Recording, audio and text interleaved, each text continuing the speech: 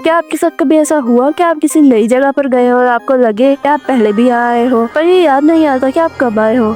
या आप अपने दोस्तों के साथ बातें कर रहे हो और आपको लगे कि हम पहले भी ये बातें कर चुके हैं, लेकिन याद नहीं आता कि ये कब हुआ। आपको पल भर के लिए ऐसा महसूस होता है कि जो आप देख रहे हो या आप कर रहे हो वो आप पहले भी देख चुके और कर चुके हो। हूबहू वही चीजें, वही लोग, वही माहौल, सब कुछ जैसे कोई ख्वाब हकीकत बनकर आपके सामने आ गया हो। अगर आप ऐसा फील कर रहे हैं तो आप अकेले नहीं हैं। दुनिया में 60 to 70% लोग ऐसे हर फील करते हैं। इसी फीलिंग को डेजावू के नाम से जाना जाता है। आज की वीडियो में हम बात करेंगे डेजावू क्या होता है, डेजावू क्यों होता है और इससे रिलेटेड कुछ अमेजिंग थ्योरीज और इसके पीछे साइकोलॉजिकल रीजंस क्या है। डेजावू फ्रेंच लैंग्वेज का वर्ड है जिसका इंग्लिश में मीनिंग होता है ऑलरेडी सीन। बात करते हैं कि डेजावू क्या होता है। सबसे पहली बात यह है कि डेजावू कोई मेंटल इलनेस या फिर मेंटल डिसऑर्डर नहीं है। ये सिर्फ एक कंडीशन है या फिर मेंटल स्टेट है जिसे काफी लोग अपनी लाइफ में फील करते हैं। आपने भी शायद कभी ऐसा फील किया होगा। इसको अपनी लैंग्वेज में समझे तो डेजावू का मतलब होता है पहले देखा हुआ। अपने नाम से ही डेजावू अपना काम बता रहा है। ये इंसान को एहसास दिलाता है कि जो चीज वो देख रहा है, बोल रहा है या महसूस कर रहा है वो पहले भी उसके साथ हो चुकी है। ये एहसास इतना ज्यादा स्ट्रॉन्ग होता है कि हमारा दिमाग ये समझ नहीं पाता कि पहले सच में ऐसा हुआ भी था या नहीं। अब आते हैं मेन टॉपिक पर कि डेजावू होता क्यों है।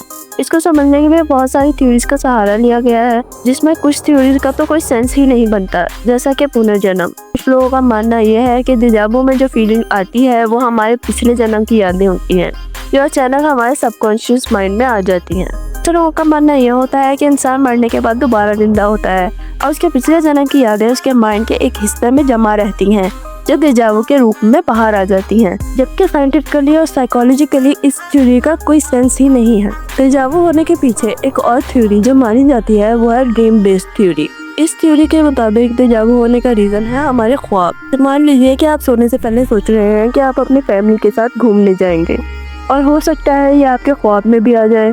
तो सोकर उठने के बाद 90% अपना ख्वाब भूल जाते हैं। तो जब हम कभी अपनी फैमिली के साथ घूमने जाते हैं तो ये ख्वाब हकीकत बनकर हमारे सामने आने लगता है और हमें ऐसा लगता है कि हम ये सब कुछ पहले कर चुके हैं। ये सब ड्रीम बेस्ड थ्योरी के मुताबिक बिल्कुल एक्यूरेट। करते हैं अगली थ्योरी के बारे में जिसका नाम है ग्लिच थ्योरी। ग्लिच थ्योरी बहुत ही कॉम्प्लेक्स और दिमाग घुमा देने वाली थ्योरी है, इसलिए इसको आसान वर्ड्स में समझने की कोशिश करते हैं। इस थ्योरी का मानना है कि डेजावू कोई ख्वाब नहीं बल्कि रियलिटी है।